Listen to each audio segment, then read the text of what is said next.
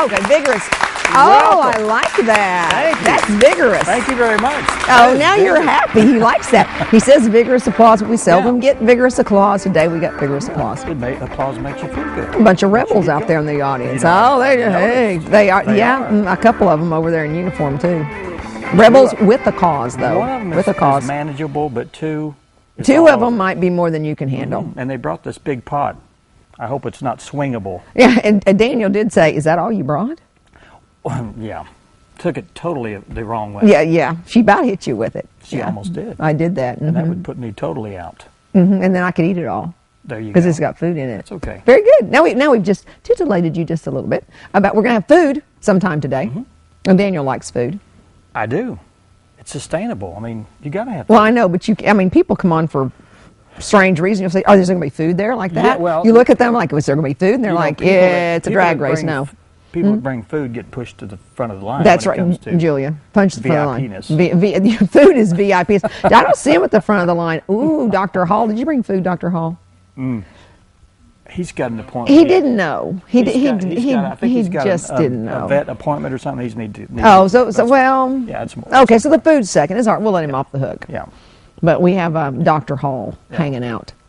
That's good. Enjoying the rain, Daniel? A little bit of rain? Well, a little bit. How your goats like it? You know, my goats, remember the other day when we had... Which one's the dumb one? Well, I think they're both that way.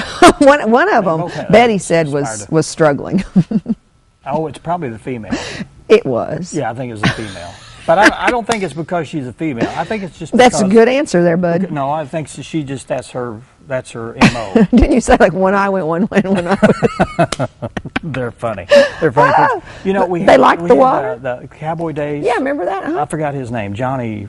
I can't remember. Anyway. But he told you there was no fence to go. That's exactly right. Now, I thought I had my goats trained. I've got barbed wire fencing. Because you'd put like an electric thing I put them at night into a lodge about a half an acre area where there's an electrified fence. And they only see the barbed wire, and then there's a slight, I got two. They zap themselves. So they know not to go through the barbed wire fence. Well, we've been allowing them to go in the other. So you thought they would equate all barbed wire fences with a zap? Logically. Yes. But from the advice of Cowboy John. Close enough. Yeah. He said that if you throw water against a fence. It goes through a fence. And it goes through a fence, a goat will go through it. Well, he's right. They finally found a way to get through that fence, and they were in the yard and eating everything we didn't want them to eat. Did they eat Betty's flowers? I know she's very horticultural like that. Well, whatever they ate was time to be eaten. So no, it was okay. But we've got some peach trees in the backyard, and they got up so far, and then they couldn't get anymore, so they just started taking the bark off the tree, and that was the end of all that. So the goats are in trouble. They're pinned up in the they're being penalized. They're in the penalty box. Oh, right, they're in the naughty box. They're in the electrified it's in timeout area. Yeah. Yeah, your goats are in timeout. Okay, well that's good. You're kind of setting the rules, and they're not going to change. Your goats are going to go crazy. Going to change, and the male. He's gotten a lot bigger, and he's... Is he still trying to butt you? No, didn't try to butt me. He may try to butt my wife. Well, I thought he was trying to butt you. But I told her that she needs to let him know that she's the boss. Male. Right. Okay, good. Betty can do that. Yeah. Can you whack them with a board or something? What do you do? Well, I guess you could if they kind of get their attention. Life. Yeah, well, goats they're not. They're harmless. Threaten your attention. They're not rebels at all. No. I said my word for the day. They just know where the food comes from, and they're we're usually the very, source very of kind. food. Yeah. So they're happy with that. Yeah. Speaking of food, Daddy had a little baby calf over the weekend, and Eamon's been home with his girlfriend, and she's from New Jersey. Her name's Alexis. Oh, bet that's fun. And she was thrilled to death. She got to feed the baby calf and all that, and it was so cute. She would go across the pen, and then she would go, "Come here, Oscar," and he would come to her, and she'd pet him. Then she'd go over to the other side of the pen to see if he would come over there, and she'd call him and everything. She's a very lovely, lovely girl. So everybody in the family's thrilled with Alexis. Now, does she have any experience with farm No, she's life? From New Jersey. Well, I know. I didn't know if they had... she actually said that the town she lives in has some like potato farms, things like that around her. But no, that was her first experience with livestock. And Eamon got her to taste deer meat. That freaked her completely out. Really? She didn't want to do that. And let's see, what else did they? They went down to Buffalo River, and he took her over to the dam and showed her the dam, and they, you know, went up on the lake, and so they did all of these and she really likes Arkansas. I bet. So now they flew to New Jersey. So today, Eamon is experiencing New Jersey.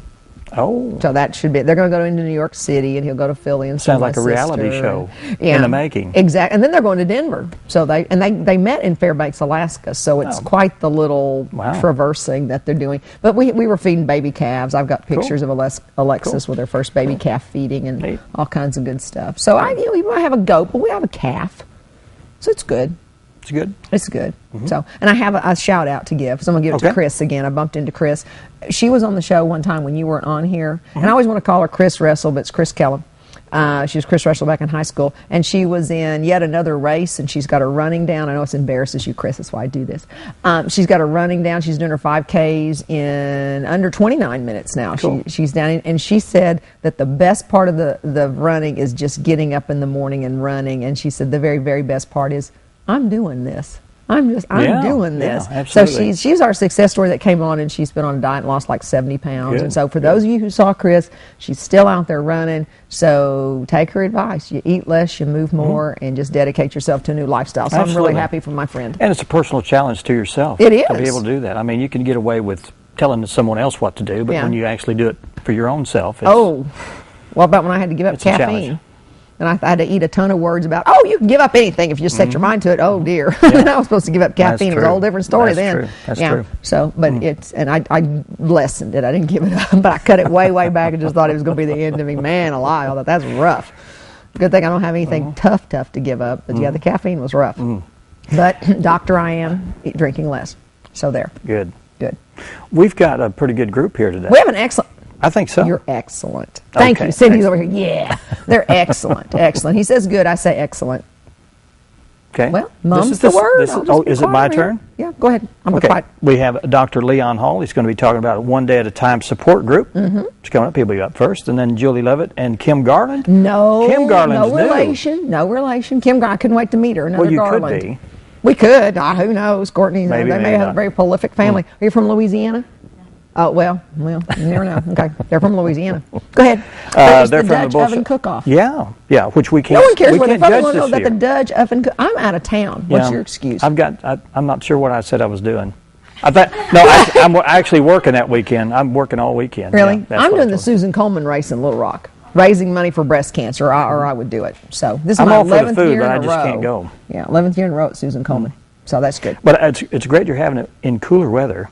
Yes. I like to burn up last year. Yeah, it was a warm space. Well, we weren't standing over a pile of coals either. I mean, you and I had it relatively easy compared to the people that were actually cooking. But that's good. And after Kim and Julie, who do we have? I think we have Vicki Kauth, is that right? Kauth. Kauth. Kauth, okay.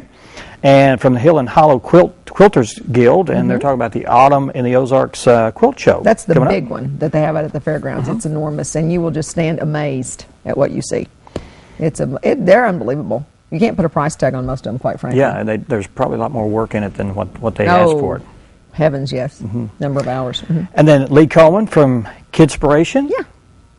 He's looking like, what? She's smiling like, that's it, Dennis. That's it. Kidspiration. Kidspiration. And then Justin Woods and Cindy Costa for the first annual Linda Hand 5K Run Walk. Another 5K for you, Chris. There we go. All right, we got a great show. We got a great show. And we can't wait. Well, we have to wait because we have to pay for this time that they're here. So we're going to go to our advertisers, and when we come back, we'll be talking with Dr. Leon Hall. So stay with us.